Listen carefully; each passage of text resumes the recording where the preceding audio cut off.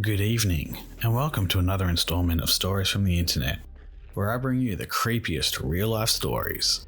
For a continual supply of creepiness, be sure to hit that subscribe button and the bell icon so you never miss a future episode.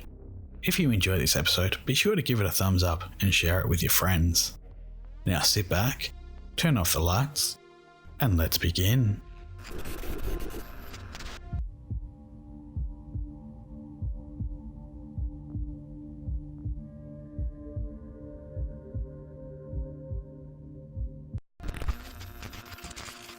High school is meant to be a time of learning about the world and finding out about ourselves.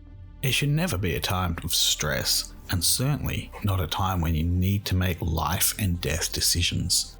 Tonight, our poster is forced to endure such things. Please note that this story is from a female perspective.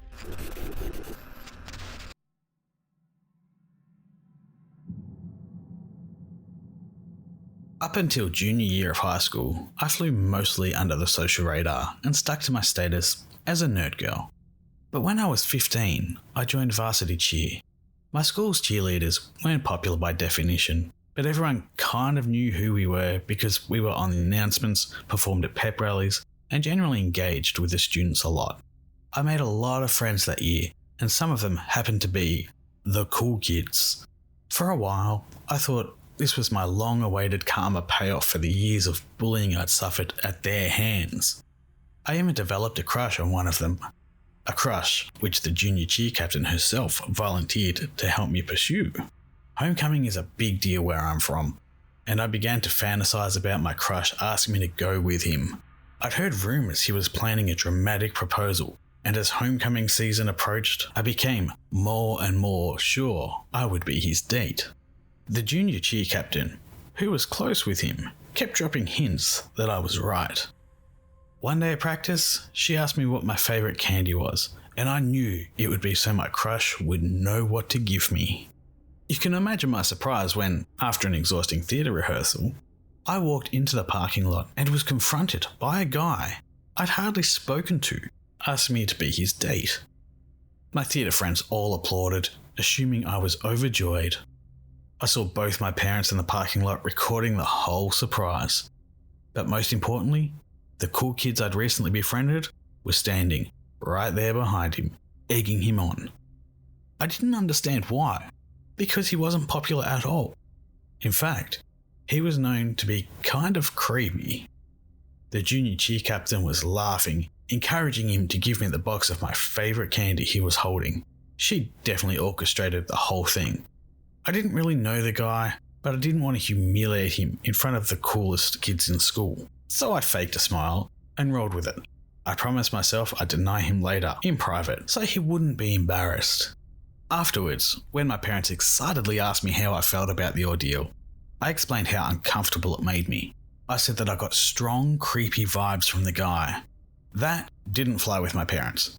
My mother accused me of having expectations too high, and my father demanded to know, not for the first time, if I was secretly a lesbian. I had never had a boyfriend or shown much interest in dating. To make his case stronger, I'd just become best friends with the only openly gay girl our school had ever seen. Long story short, I knew that if I shut down my date, I'd effectively declare war on my parents. However, I played my dad's protective instincts against him and persuaded him to let me friend zone my date. After all, he knows how high school boys think, right? I texted my date that night and explained that I only saw us as friends, but would still be happy to go to homecoming with him. He was very polite about it, although I could tell he was interested in me romantically. It seemed we'd reached a deal until the next day at school when one of my cheerleader friends referred to my date as my boyfriend. I corrected her and told her that we were just going to homecoming as friends. She seemed confused and told me my date was telling anyone who could listen that I was his girlfriend. A few more of my friends approached me with similar comments, and I confronted my date about them. He denied all involvement and suggested it was just a rumour. I reminded him that we were just friends, and I had zero romantic interest in him. He said he understood. I got a call from the junior cheer captain. She pretended to be sweet and conspiratorial, but I was still annoyed that she'd led me to believe my crush would ask me to homecoming. She began her attempt to persuade me that I was wrong to friend zone my date. She said that she'd spent many afternoons planning his proposal with him, and she knew he was kind of creepy from afar, but he was sweet and caring underneath all that. I said, if he was such a catch, she should date him. Annoyed, she dropped the sweet act. She told me that I had to date him because he liked me so much and he'd gone to so much trouble to ask me to homecoming. I had to give him a chance because he'd gone out on a limb for me. I told her she was wrong and I didn't have to do anything I didn't want to, and I owed him nothing. I ended up hanging up on her soon after that, but that was just the beginning. Starting the next Monday, he would corner me in the hallway and give me a rose he held in his teeth.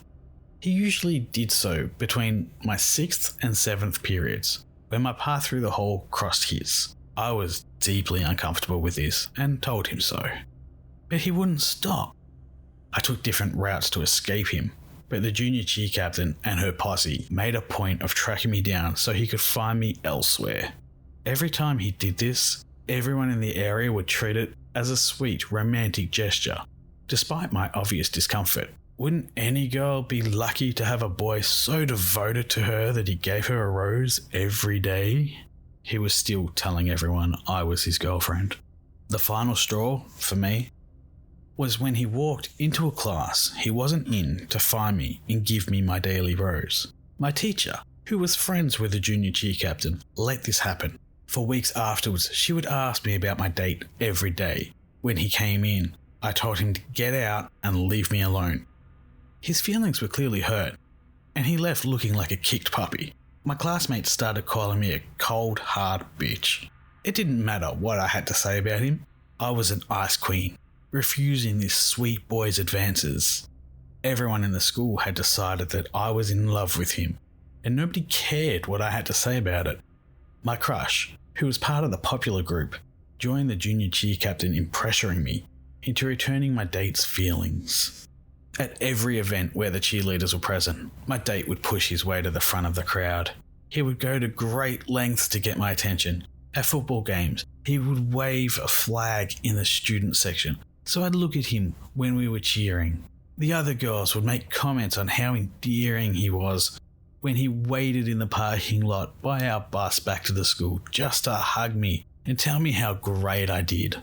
I didn't know what else to do other than let this happen. I had only recently ascended to a position of visibility. If I conflicted too hard with the cool kids who were so dead set on setting me up with this guy, I could be an outsider all over again. I hoped that if I just kept ranting to my real friends about how creepy he was and publicly let him do what he wanted, it would all blow over. My school had a 15-second attention span, so some scandal had to one-up me sooner or later. The truth emerged, as usual, in the locker room. It turns out the junior cheer captain had been telling him, during their afternoons together, that I was into him. He'd come to her for help announcing his crush on me, and she'd gone a step further and convinced him I felt the same. Despite the fact that I didn't even know his name, she'd lied to him for weeks prior to the homecoming proposal, and when I told her that that was wrong, she didn't care. She told me I should be grateful because everybody was starting to think that I was gay. My best friend, the lesbian who was starting a gay revolution, and I, inspired, spread a rumor that we were dating. After all, everybody thought I was gay, right? But my date wasn't fazed. In fact, he told everyone that he'd just turned me straight again. Ew. 3 weeks after he asked me, it was finally homecoming night. Thanks to cheer obligations and a complete coincidence involving a switched backpack that left me without my dress, I ended up only attending the dance for half an hour. My date awkwardly stood on the side of the room while I danced my heart out to Mr. Brightside. I almost felt bad for him when, right at the end, the junior cheer captain appeared like a summoned demon to suggest we slow dance at the next opportunity. Thank God I escaped that one by walking to the DJ and suggesting he play Footloose. My date walked me out to the parking lot to wait for my mum to pick me up while we waited for her to drive around, which took entirely too long because she still hoped I'd stop making a fuss and date him. He asked me out. I politely declined. He quickly stammered that we could go out with a group of people, like the junior cheer captain and my crush. I denied him again and made it clear we were only friends.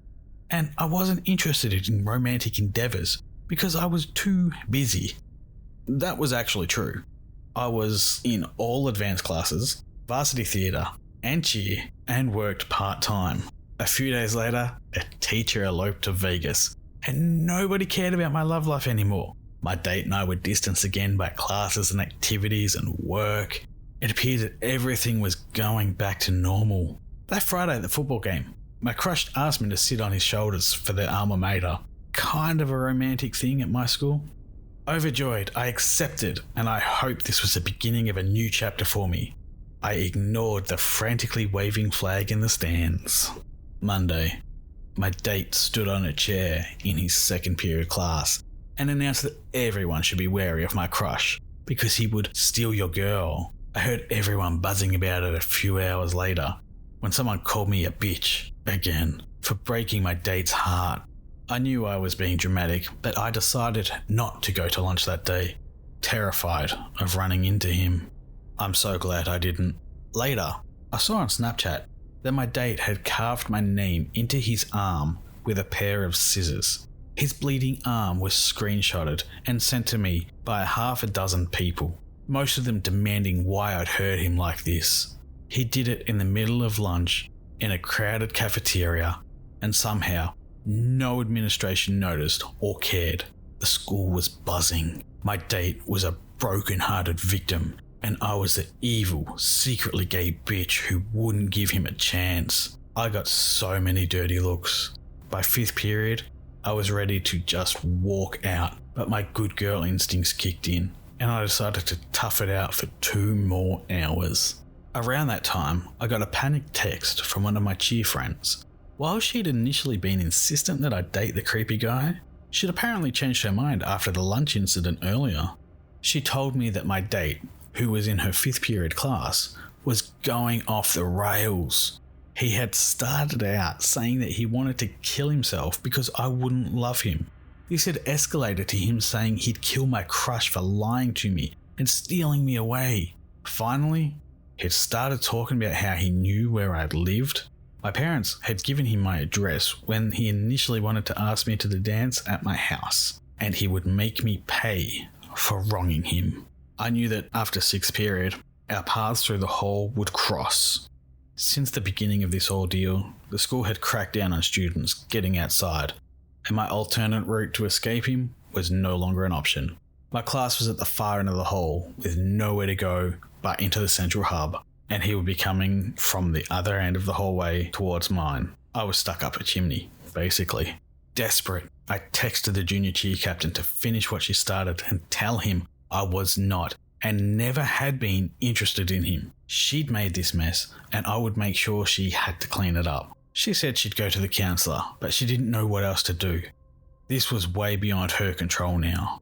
For the first and only time, I skipped class. I hid out in the theatre hall and waited for 7th period. I got a few texts during the passing period that my date was waiting for me by the bathrooms. There was a little alcove right there where you can't see people coming around the corner. And the thought of him hiding there and waiting for me to walk by alone horrified me. Right before 7th period began, a few of my classmates burst in cackling and proclaimed that my date was coming down here after school to kill my crush. They thought this was hilarious, but judging by the look on my crush's face, this wasn't a joke to him anymore.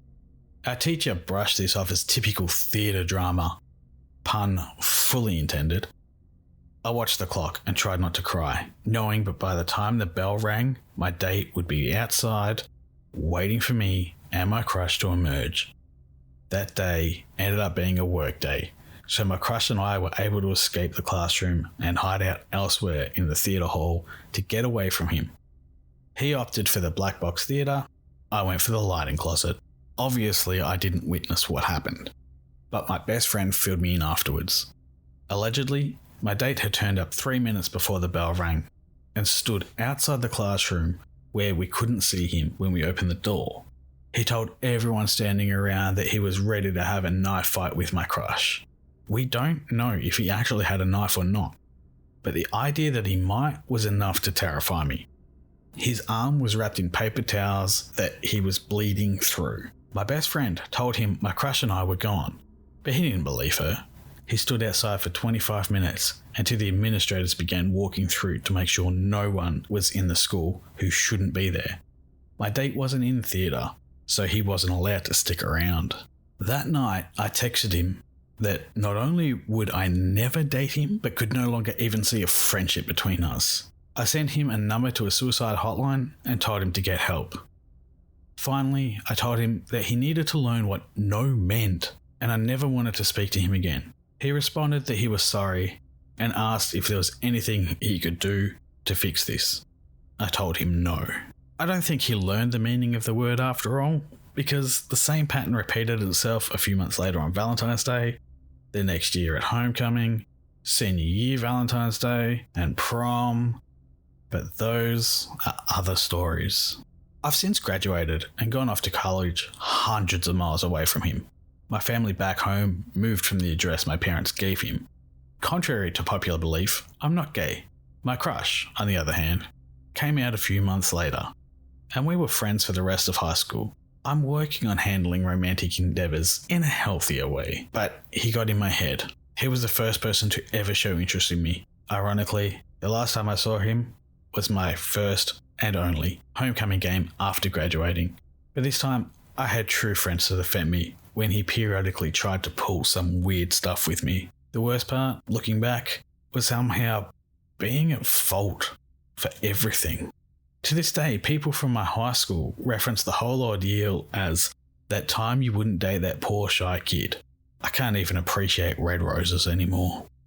So, homecoming date from hell? Let's not meet again.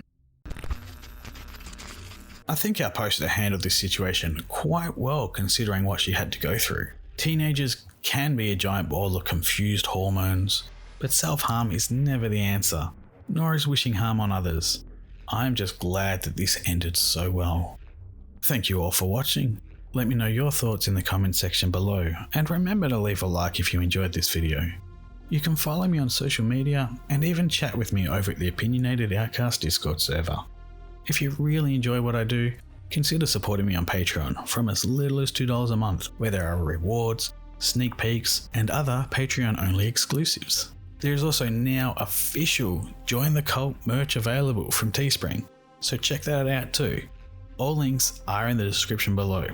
Thank you, and remember, it's always scarier when it's real. Good night.